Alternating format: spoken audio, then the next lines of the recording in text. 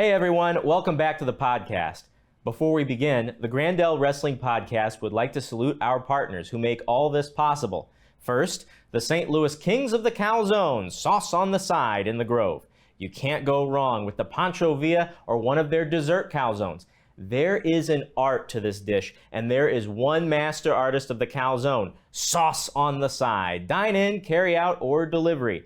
We'd also like to welcome the newest member of our family, the Southwest Diner. Serving up diner staples and foods of the American Southwest, Southwest Diner has been a favorite of locals and visitors alike since 2012. If you're into the classics, you can't go wrong with the biscuits and homemade sausage gravy. You like spice? Dig into Jonathan's famous fiery scramble. They also do an excellent smash burger. You gotta check it out. The crispy edges are amazing. Now offering delivery, curbside pickup, and a brand spanking new patio. There are plenty of safe and enjoyable ways to get your Southwest Diner fix. And now, on with the show.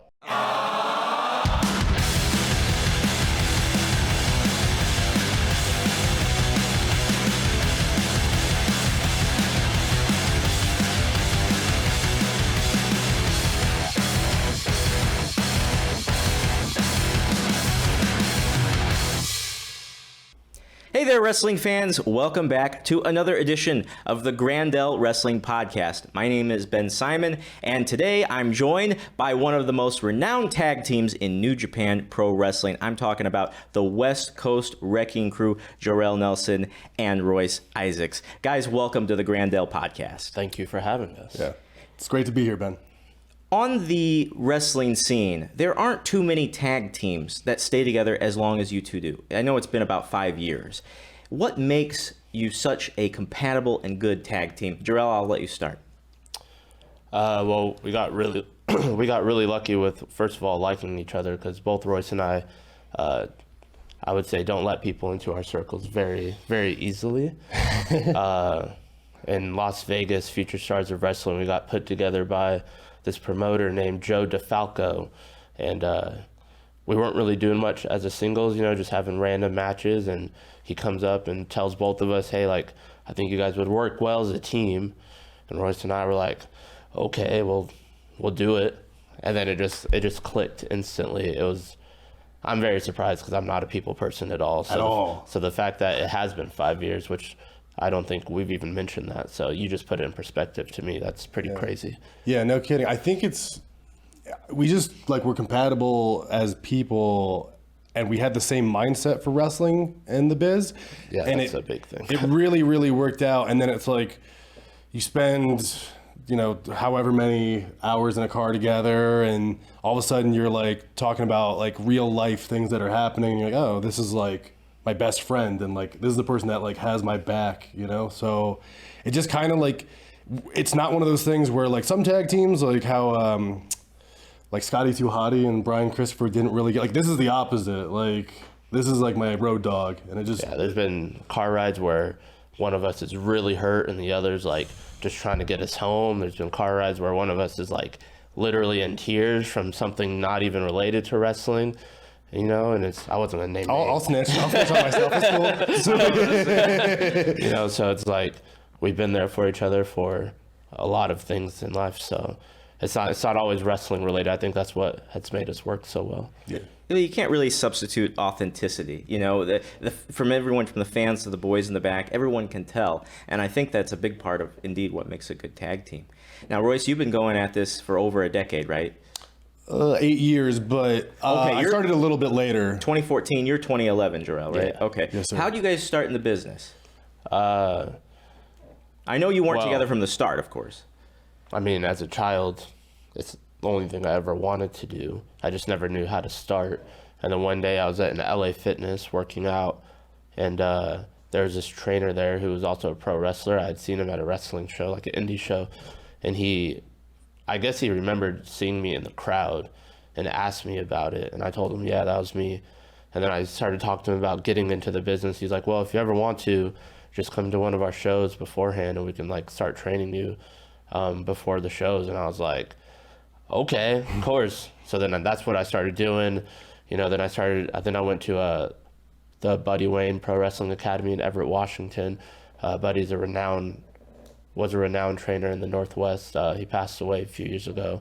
But he's like, guys like Darby Allin and Nick Wayne and guys like that have all come out of the Buddy Wayne Academy. So I'm very fortunate to have gotten to train with Buddy Wayne. And, you know, I started in the Northwest, moved to Los Angeles in 2016, and then that's when I met Royce a year later. Moving on up. Royce, what about you? Yeah, I went to this independent show in Denver called Lucha Libre and Laughs, and they still run. Shout out to Nick Gossert. It's a great show if you're in Denver and want to check it out. But basically, I'd always had the itch to get in and try it, and I needed something athletic after college because I was just like in these sales jobs that I didn't really love and that weren't really working for me. So anyways, I end up... Shout out Bally Total Fitness that no longer exists. Pour some out for Bally's. And yeah, you're looking at a 3-time Colorado Trainer of the Month. No big deal. And so my friend Gabriel, who's a big wrestling fan, shows up a random Sunday and he's like he just shows up at my house, does not text me before anything. I just hear a knock and I open my door and he's like, "What are you doing tonight?" And I was like, "I don't know." He goes, "You're coming to Lucha Libre and Laughs with me." And I was like, "Okay." So I go to this show. It was honestly back then, like, the show was terrible. Like, it was like wrestling was awful. It was a bad show. But how's the comedy though? Not great. I'm going to be honest. But there was something about it. Like, there was magic in the air. It was just like, I was like, I want to be part of this and I want to do something in wrestling. Now, like, when am I going to get a chance to talk to someone about this? So I talked to the promoter, Nick Gossert, after, and I said, "Where do I need to go to train? Where do I need to go to learn this?" And he recommended this place called the Butcher Shop, which still exists. But I was trained under this guy, Lonnie Valdez, who no longer trains people. So that show was on a Sunday in March 2014. Like 2 days later, I did my tryout with the Butcher Shop. Quick aside, it's in Commerce City, Denver, which is like one of the last places in Denver that's like not like the greatest. I show up my first day, I park my little Sentra, I walk up, this guy Bubba. The same one? Yeah, the same one, yeah. I still have the car. I walk up, this guy Bubba, who at the time, I didn't realize was living at the Butcher Shop upstairs, goes, "Oh, they just stole my truck out front from here." I'm like, "Am I really gonna go in here? Just like leave my car out here and go train?" And it was this whole, Lonnie is showing me bumps and he shows me one, then he gets up and he goes, "Oh, I got concussed this week and I shouldn't be doing this. Get in there and do it." And so it's just like, this whole, like, what is going on? Welcome to wrestling. It was great. It was perfect. 0 days since our last accident. Yeah, absolutely. Absolutely. Well, as a fan watching WWE, I encountered Mr. Jorel Nelson for the first time on a Monday Night Raw, and it felt different. It was back when Braun Strowman was tearing through the ranks and just destroying people every week. What a big man. What a That's a lot of ham. Yeah. Like 350 pounds. And I think it was Byron Saxton who interviewed you before the match. And I'll tell you, even though you ultimately met the same fate, Jorel, I definitely remember I had a chance, for about 2 seconds there. Yeah, there was a chance. About 2 seconds. What was that experience like for you? And why they said your name so much on TV? It was just ingrained in my head, and I didn't even know who you were. I mean, I'm Superman's daddy, so I mean, of course, the father of Superman is Jor-El, so that's probably why they said my name a bunch. Superman's daddy. Yeah. That's right. Shout out to my Twitter. But no, that was, I think the best part about that entire experience was after the match, I go back to my phone and like all my best friends that I grew up with had texted me because they were watching it live. My parents had watched it, left me voicemails. Some of my friends had left me voicemails. That was honestly like the best part about it. Getting the opportunity was great and whatnot. And like, I had gotten to a point that I always wanted to get to. Monday Night Raw was like, of course, both of us probably watched that growing up our entire lives. And like, I can say I had a match on Monday Night Raw, but really just like being able to hear my mom and dad and all the people close to me say how proud they were of me for doing what I always said I would do, and that was making it to WWE, no matter the capacity, was, to me, that was the best part, honestly. And then, Braun Strowman, Can we cuss? Maybe not. Braun Strowman effed me up that night, landed on my shoulder pretty bad, but it was great. It was great. You got an entrance, you got an interview. That's right. You get your butt kicked on TV by Braun Strowman. I didn't get to say much in the interview either, honestly. Did you ever think, maybe I'm just going to let it all out? I felt like Eminem in 8 Mile. I just clamped up. At a loss of words. Pretty much. So it's 2016, you two were in Future Stars of Wrestling in Las Vegas, and that's where this pairing happened.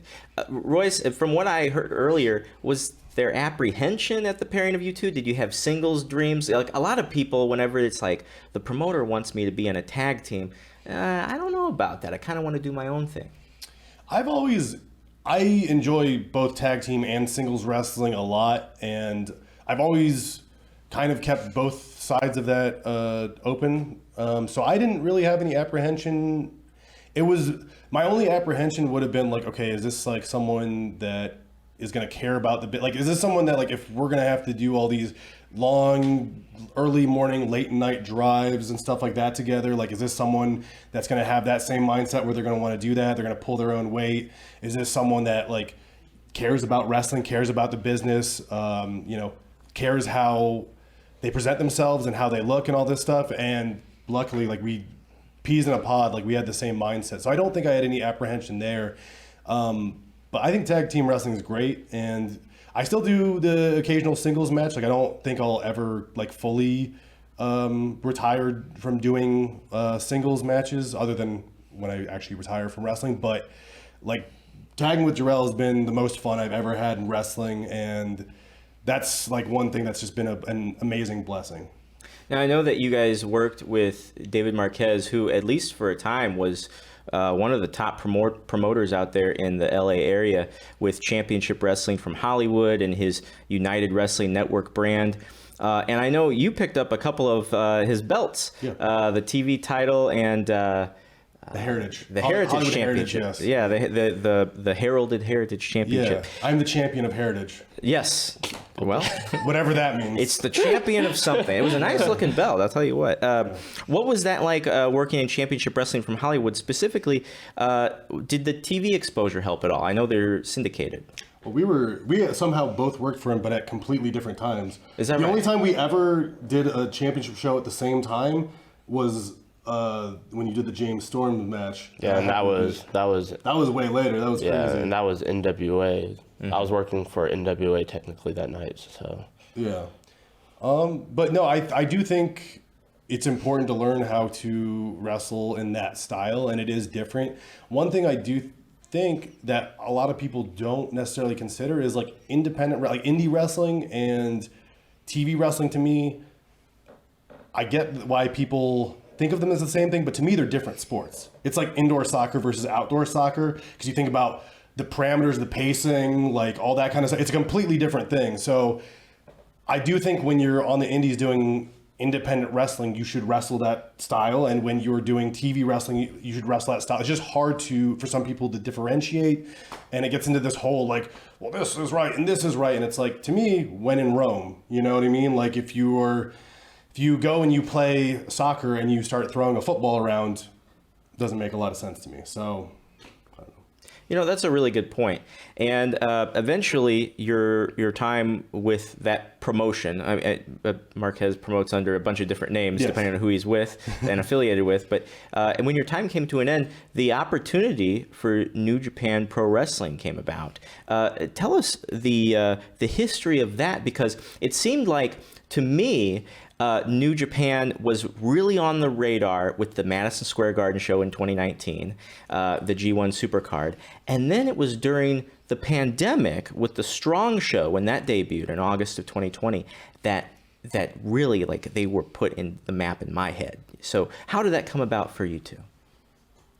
I mean, I think Royce and I were, and this fell on Royce's shoulders more than mine, but we were just constantly in talks with Rocky Romero, just, letting him know we're available. We're highly interested to work for him and work for New Japan Strong. And like, if there's ever an opportunity to do that, please let us know. And, one day Royce texted me like, hey, Rocky asked us for this date. Are you interested? I was like, what do you mean am I interested, Say bro? less. Like, yeah, say less. Who are you Like, talking to? Exactly. My calendar is wiped. It was, and that has been the biggest blessing in the world because that came during the pandemic as well. So outside of a few things, Royce and I hadn't started like wrestling full time back, hadn't started wrestling again full time yet because of the pandemic, and so New Japan Strong really like brought us back to wrestling, and It was just an interesting time, I feel like, Yeah, because of how everything worked out. We had been tagging, originally our tag team name was the 1%, and it'd been going really well. We'd had some success, and then NWA happened for me, and they kind of separated us, and I was doing a different tag team over there and different stuff. And then once the pandemic hit and wrestling all the way slowed down, I just realized... this will sound like, honestly, our story is kind of like a rom-com in some ways, where it's like I realized what I kind of was missing, and I asked for my NWA release during the pandemic, and they granted it to me, and I was like, I want to go all in on this tag team. I believe in it, and I knew Jorel felt the same way, and it was one of those things that we also felt like it was time for a rebrand, partly because we didn't really necessarily want to.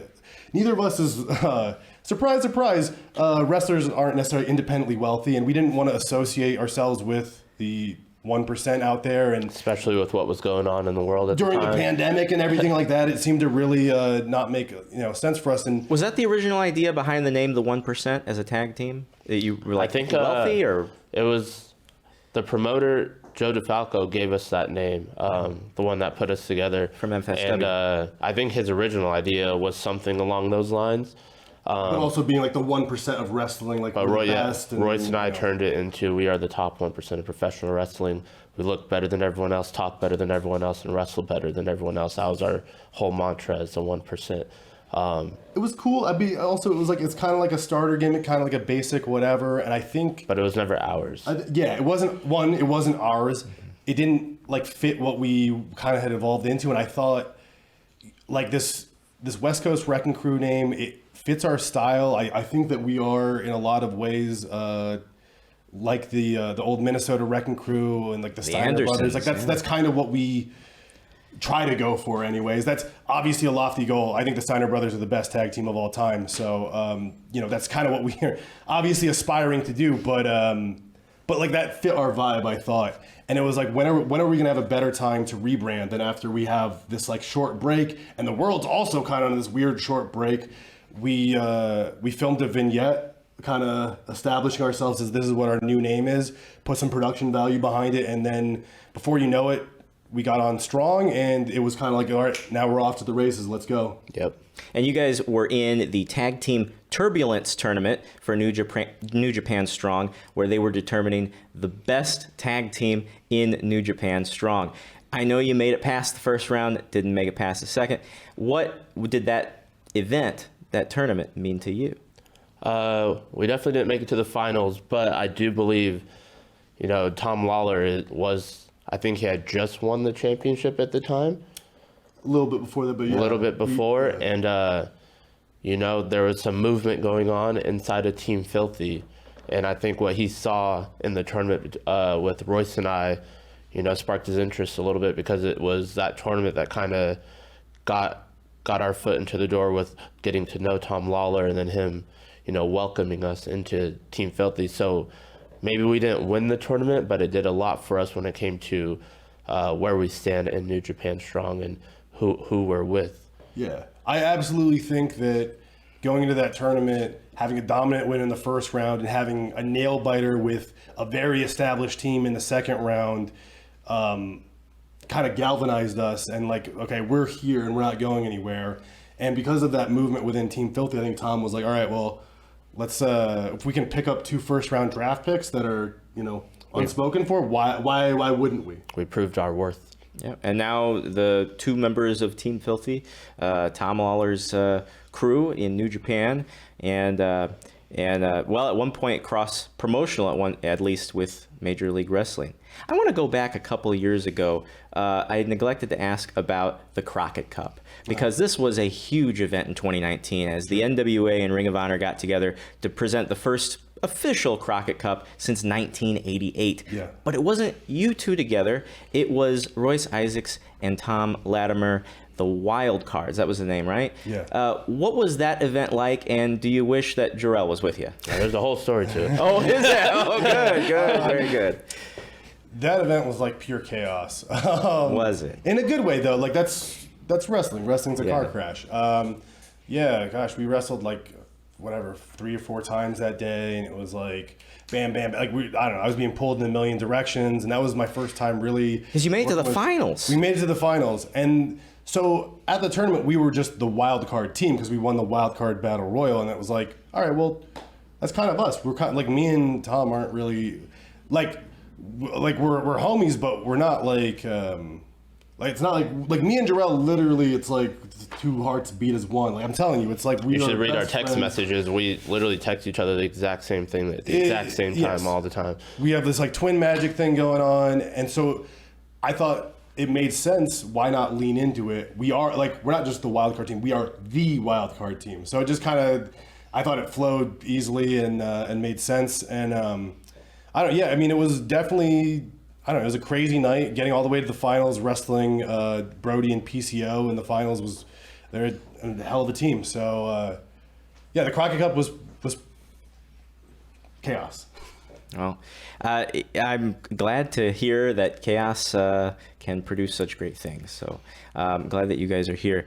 I warned you before the show, though, that we were going to ask about the wrestling horror story. And I know you might have thought that I forgot about it, and I hate to tell you I haven't. But this can be a story from the road, the ring, the locker room. Can I tell my favorite story? Yeah, you know the story. Please do. I don't think so. I should tell my favorite story. We got some telepathy going on here. It's a horror story to me. Well, We're not about to tell that. Come on. I mean, why not? I don't got many horror stories. The wrestling business has done well for me. I say let her rip. It's a tape show, so we'll do our best to bring it to all you fans out there. But No, it's okay. I won't do it. He's not for it. Yeah, come this on. always happens. I'm telling you. Can't what. give that away for free. No, man. That's for the high spots. Shoot. I know Royce has a good horror story, but I'll tell it was recently, Royce and I were wrestling Rocky Romero and Carl Fredericks at West Coast Pro Wrestling in South San Francisco. It's not like a scary thing as in like, I don't know, it sucked big time. So fans were just now starting to come back from the pandemic and everything. Fans were allowed at the at events again. This was West Coast's second show back. Royce and I were on a pretty good roll and things of that nature. And I just remember freak accident. I just landed on my back and my shoulder dislocated. My left shoulder dislocated. It was like 30 seconds in the match. And I remember just like Carl would grab me and I was like, without him knowing, as he's grabbing my arm, I would try to just like pull it back into place. Like it was out for a good portion of the beginning of the match. Royce had no idea. No clue. Clueless. And Classic then, me. like 2 minutes later, I finally tag out, and I'm like, Royce, I'm hurt. And he's like, what? And he's doing his thing. I get tagged back in. I was outside the ring. Finally put it back in. Came back in the ring. I was like, I think I'm good. I threw a right hand to Carl's head, and for whatever reason, my right-handed punch dislocated my left shoulder a second time. Oh my gosh. And it was at that point where I knew my shoulder was completely destroyed, and that I don't know, it really like derailed Royce and I's momentum for a while because, as we started coming back just for that accident to happen. Listen, Royce is that big because he carried me for like 4 or 5 months when I could barely go in the ring. So, as well as some other hard work. Well, it's impressive that you guys did that. I mean, that's kind of like my horror story. That really sucked because it really like messed up a lot of stuff that was going on at the time. Sure. But hey, honestly though, like that's a testament to your heart. You were able to push through it, not just for that match, but I mean, you didn't pull out of a booking, you didn't miss a match, you didn't. Yeah, we were on pay-per-view the night after with New Japan, and I was just there with one arm hanging there. Real talk, yeah. No, this guy's a freaking road warrior. He has a real horror story. Yeah. Okay, here we go. This is a horror. So my second ever wrestling road trip. Second ever of all time. I was going to NWA Top of Texas in Amarillo with his name's Cody Devine. He was my tag team partner at the time. We were in the Upgrades. Shout out to the Upgrades. All right, relax. All right. Well, yeah, I mean, but still. So we're on. This is our second ever wrestling road trip. He's a couple years younger than me. So like, I think his mom like made us like breakfast burritos. It's like the cutest. Like, all right, like take your lunch, whatever. We eat like, I don't know, freaking 6-7 breakfast burritos each. Like, I don't know if you've ever seen Royce Isaacs eat, but I threw it down. I heard also 6-7 burritos each. They're like mini burritos, but they're Mini. Yeah. Okay. Royce also sweats when he eats. I was sweating. I sweat when I eat. 4-pound breakfast burritos. You know, that's perfect. You want like 6 or 7 breakfast burritos is like ideal before a wrestling match. Like maybe 8 if you're really feeling it. So we get down there. We wrestle our match. I drive the whole way down. We take my Sentra. Shout out to the Sentra. It's still going. Hell yeah. So we get down there. We wrestle our match. It goes about as good as your second wrestling road trip match will go. Before the match, Cody's sitting there, takes a 5-hour energy. All right, let's go. Let's do the thing. We get out there, we wrestle, we get back, we get some Whataburger because you're in Amarillo, Texas. That's what you're going to do. Get back in the car. Cody's like, man, I'm really exhausted today. Pulls out another 5-hour energy, straight to the dome piece. I'm like, all right, well, homie's wired. I drove the whole way down. I'm like an hour into the drive back, and I'm like, hey, man, could you like take over? My back's kind of sore. If you could just give me like a little break or whatever. He's like, yeah, no problem, man. And I go, excuse me? He goes, yeah, I'm just like really tired. I don't know what's up. I'm like, is that a third 5-hour energy? He goes, yeah, it's fine. That's 15 hours That of is energy. 15 hours of energy. You're gonna get that niacin rush here. Yeah, Flush. That's beyond a niacin rush, brother. Yeah. So he starts driving, and we're maybe 20 minutes down the road, maybe. And he's like, man, I just got to pull over and like do some jumping jacks and some push-ups. It'll wake me up. And I'm like, dude, if you're already that tired, just I'll drive. It's fine. You gave me 20 minutes of my back resting. I'll drive the rest of the way. If you have to like do physical exercise to stay awake, this isn't safe. And he's like, no, dude, I don't want to be a bad road brother, bro. Like, I'm like, dude, brother. Just pull. It's fine. He pulls over. I'm like, just go to sleep, and then maybe you can like drive the last half. Like that would be nice for me, kind of thing. The whole time he's just sitting there. No, bro, I'm not gonna be. I can't fall asleep. I can't be a bad road brother. I'm like, how is this even? How are you this tired? You have 17 million% of your vitamin B6 in your body right now, and finally. That's some good math. That is. I don't know. I just made it up. Some Steiner math. Actually, his math was correct. Anyways, I digress. So. Finally, he crashes out and he's sleeping. I'm jamming out to my music, whatever, driving. And we're maybe like 30 minutes away from Denver at this point. We're in Castle Rock, if any Denverites know where that's at. Hell yeah, Castle Rock. Castle Rock's pretty dope. I don't know Castle Rock. Cody pops up, he goes, we gotta pull over right now. Sorry if I just blew out the audio. But that is exactly what he said. And luckily there was an exit right there. Like major skirt right over to the side. Cody proceeds to double dragon. If you're not aware, that is out of both sides. Hot. Oh no. For about the next 20 minutes in this poor Phillips 66. Oh no. Hopefully they demolished it after that, because it was probably a derelict building by the end of that. But I mean, it's like, the rules of thermodynamics, yeah. Well, as long as he could get cleaned up after that. No, he managed to, I think, make it into, he had like a... Did you make it to a fucking, what are the Lowe's, the travel stops so you could shower after? Nah.